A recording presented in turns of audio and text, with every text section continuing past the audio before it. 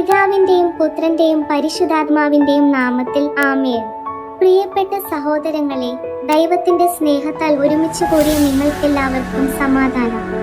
നല്ലതിനെ മുറുകെ പിടിക്കണം എന്ന വിശുദ്ധ പൗലോസ് ശ്ലീഹായുടെ ഈ വചനമാണ് ഇന്ന് നമ്മുടെ പ്രസംഗ വിഷയം. തെസ്സലോനിക്കയിലെ വിശ്വാസികൾക്ക് എഴുതിയ 1-ാം ലേഖനത്തിന്റെ 5-ാം അധ്യായത്തിൽ 21-ാം വാക്യത്തിലാണ് ഈ ഉപദേശം നമുക്ക് ലഭിക്കുന്നത്. അതിനു മുൻപ് സർവവും ശോധന ചെയ്ത് എന്നും അദ്ദേഹം പറയുന്നുണ്ട്. അതായത്, ഒന്നാമത് ഒരു സൂക്ഷ്മ പരിശോധന വേണം. എല്ലാ പഠിപ്പിക്കലുകളും പ്രവാചനങ്ങളും ആശയങ്ങളും നമ്മുടെ വിശ്വാസത്തിന്റെ അടിസ്ഥാനമായ വിശുദ്ധ ബൈബിളുമായും സഭാപാരമ്പര്യവുമായും ഒത്തുനോക്കണം. പരിശോധന കഴിഞ്ഞ് നല്ലതെന്നു കണ്ടെത്തുന്നതിനെ മുറുകെ പിടിക്കണമെന്നും പൗലോസ് ശ്ലീഹ നമ്മോട് ആവശ്യപ്പെടുന്നു. പ്രിയ സഹോദരങ്ങളെ, നാം ജീവിക്കുന്ന ഈ ലോകം കലർപ്പില്ലാതെ നന്മ മാത്രം നിറഞ്ഞതല്ല. ഓരോ ദിവസവും നമുക്ക് മുന്നിൽ പലതരം വഴികൾ തുറക്കുന്നു. പല ശബ്ദങ്ങളും നമ്മെ വിളിക്കുന്നു. ചിലത് നല്ലതുപോലെ തോന്നിക്കും, എന്നാൽ അവയുടെ അകതളത്തിൽ വിഷമുണ്ടായിരിക്കും. ഈ അവസ്ഥയിലാണ് സർവവും ശോധന ചെയ്യുക എന്ന ആജ്ഞയ്ക്ക് വിലയേറിയ പ്രസക്തി ഉണ്ടാകുന്നത്. നമ്മുടെ കർത്താവായ യേശുക്രിസ്തു തന്നെ നമുക്ക് മുന്നറിയിപ്പ് തന്നിട്ടുണ്ട്. വിശുദ്ധ മത്തായിയുടെ സുവിശേഷത്തിൽ 7-ാം അധ്യായത്തിൽ 15-ാം വാക്യത്തിൽ, കള്ളപ്രവാചകന്മാരെ സൂക്ഷിച്ചുകൊള്ളുവിൻ, അവർ ആട്ടിൻതോല് ധരിച്ചു നിങ്ങളുടെ അടുക്കൽ വരും, അകത്തോ അവർ കടിച്ചു കീറുന്ന ചെന്നാക്കളത്രേ എന്ന് അരുളി ചെയ്യുന്നു. അതുകൊണ്ടാണ് ശോധനയില്ലാത്ത അന്ധമായ ഒരു വിശ്വാസം നമ്മെ അപകടത്തിലേക്ക് നയിക്കുമെന്ന് വിശുദ്ധ പൗലോസ് ഓർമ്മിപ്പിക്കുന്നത്. എങ്കിൽ നല്ലത് എന്നാൽ എന്താണ്? വിശുദ്ധ ഗലാത്യർക്കുള്ള ലേഖനത്തിൽ 5-ാം അധ്യായത്തിൽ 22-23 വാക്യങ്ങളിൽ വിശുദ്ധ പൗലോസ് പറയുന്നു, ആത്മാവിന്റെ ഫലങ്ങളോ സ്നേഹം, സന്തോഷം, സമാധാനം, ദീർഘക്ഷമ, ദയ, പരോപകാരം, വിശ്വാസം, വിനയം, ഇന്ദ്രിയജയം എന്നിവയാകുന്നു. ഇവയാണ് യഥാർത്ഥ നന്മ. ഈ ഗുണങ്ങളുടെ പൂർണ്ണരൂപം തന്നെ നമ്മുടെ കർത്താവായ യേശുക്രിസ്തുവാണ്.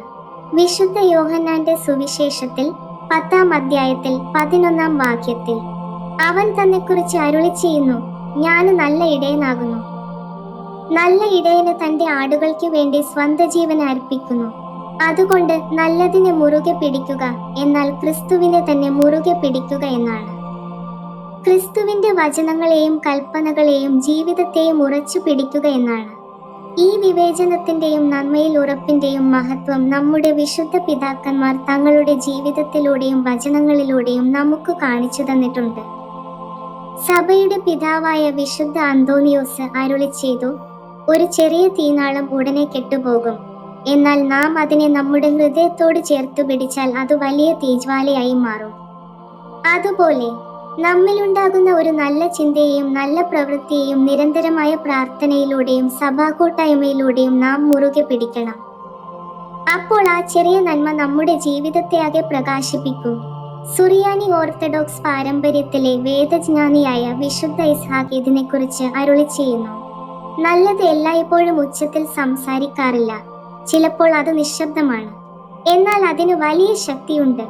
തിന്മയാകട്ടെ വലിയ ബഹളത്തോടെ വരും, എന്നാൽ അതിന്റെ കാതൽ ദുർബലമാണ്.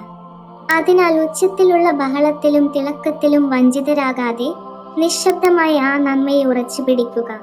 വിശുദ്ധ പൗലോസ് കൊരിന്ത്യർക്കു എഴുതിയ 2-ാം ലേഖനത്തിൽ 11-ാം അധ്യായത്തിൽ 14-ാം വാക്യത്തിൽ ഇക്കാര്യം ഓർമ്മിപ്പിക്കുന്നുണ്ട്. അതുകൊണ്ട് തന്നെ നമുക്ക് ഇരട്ടി ജാഗ്രത വേണം, സർവവും ശോധന ചെയ്യണം. വിശുദ്ധ യോഹന്നാൻ ശ്ലീഹ തന്റെ 1-ാം ലേഖനത്തിൽ 4-ാം അധ്യായത്തിൽ 1-ാം വാക്യത്തിൽ പറയുന്നു, എന്റെ വത്സലരെ, വളരെയേറെ കള്ള പ്രവാചകന്മാര് ലോകത്തിൽ ഇറങ്ങിയിരിക്കൊണ്ട് നിങ്ങൾ എല്ലാ ആത്മാക്കളെയും വിശ്വസിക്കാതെ അവര് ദൈവത്തിൽ നിന്നുള്ളവരോ എന്ന് വേർതിരിച്ചറിയണം. മുറുകെ പിടിക്കുക എന്നാൽ ശക്തമായ ഒരു പീട്ടി. അത് കേവലം ഒരു യോജിപ്പ് മാത്രമല്ല, അതൊരു ഉറച്ച ബന്ധമാണ്.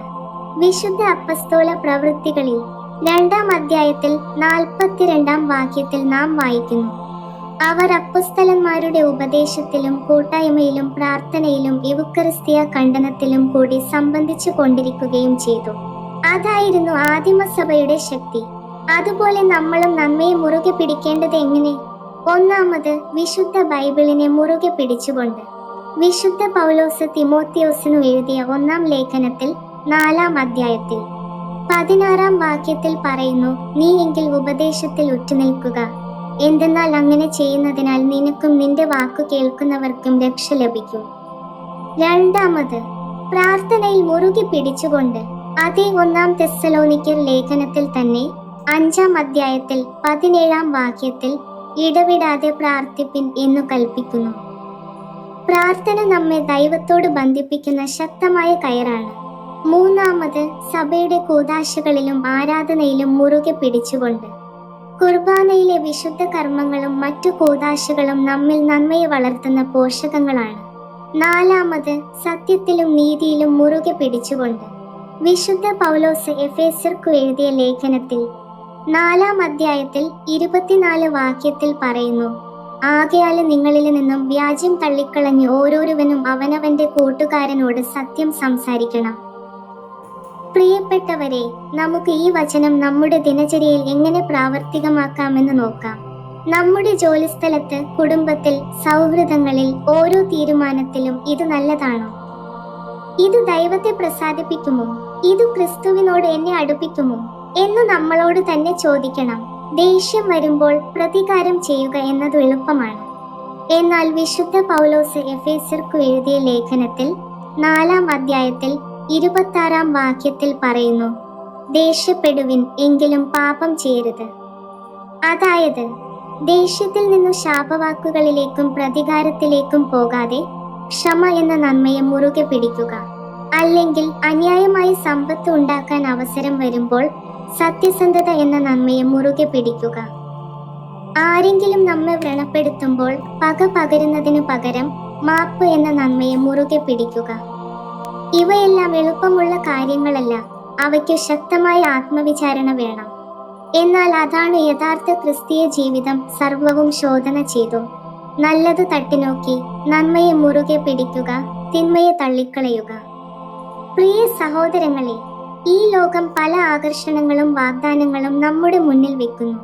പലതും തിളക്കമുള്ളതും എന്നാൽ ചീഞ്ഞളിഞ്ഞതുമാണ്. നമ്മുടെ വിശ്വാസത്തിന്റെ കണ്ണുകൊണ്ട് നാം ശോധന ചെയ്യണം. വിശുദ്ധ പൗലോസിന്റെ ഈ വചനം നമുക്ക് ഒരു വിളക്കുതണ്ട് പോലെയാകട്ടെ. സർവവും ശോധന ചെയ്വിൻ, നല്ലത് മുറുകെ പിടിപ്പിൻ. നന്മ എന്നാൽ ക്രിസ്തു തന്നെ. അവന്റെ സ്നേഹവും കരുണയും സത്യവും നമുക്ക് മുറുകെ പിടിക്കാം. അവന്റെ വചനങ്ങൾ നമ്മുടെ ഹൃദയത്തിൽ സൂക്ഷിക്കാം. അവന്റെ കൽപ്പനകൾ നമ്മുടെ പ്രവൃത്തികളിൽ നിറയ്ക്കാം. അപ്പോൾ ഈ കലങ്ങിയ പ്രപഞ്ചത്തിൽ നാം പ്രകാശത്തിന്റെ മക്കളായി ജീവിക്കും. ദൈവത്തിന്റെ നന്മ നമ്മിലൂടെ ലോകത്തിലേക്ക് ഒഴുകും. പിതാവായ ദൈവം, നന്മയുടെ ഉറവ്, നമുക്ക് വിവേചനാശക്തി നൽകട്ടെ.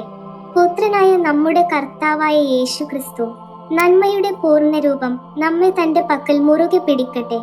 പരിശുദ്ധാത്മാവ്, സകല സത്യത്തിലേക്കും നമ്മെ നയിക്കുന്ന പരമാത്മാവ്, നമ്മുടെ ഹൃദയങ്ങളിൽ നന്മയുടെ വിത്തു വിതയ്ക്കുകയും അത് വളർത്തുകയും ചെയ്യട്ടെ. ഇത്രയും പറഞ്ഞുകൊണ്ട് ഞാൻ എൻ്റെ പ്രസംഗത്തിൽ നിന്ന് വിരമിക്കുന്നു. ദൈവത്തിരുനാമം വാഴ്ത്തപ്പെടുമാറാകട്ടെ. ആമീൻ. ജയ് ക്രൈസ്റ്റ്.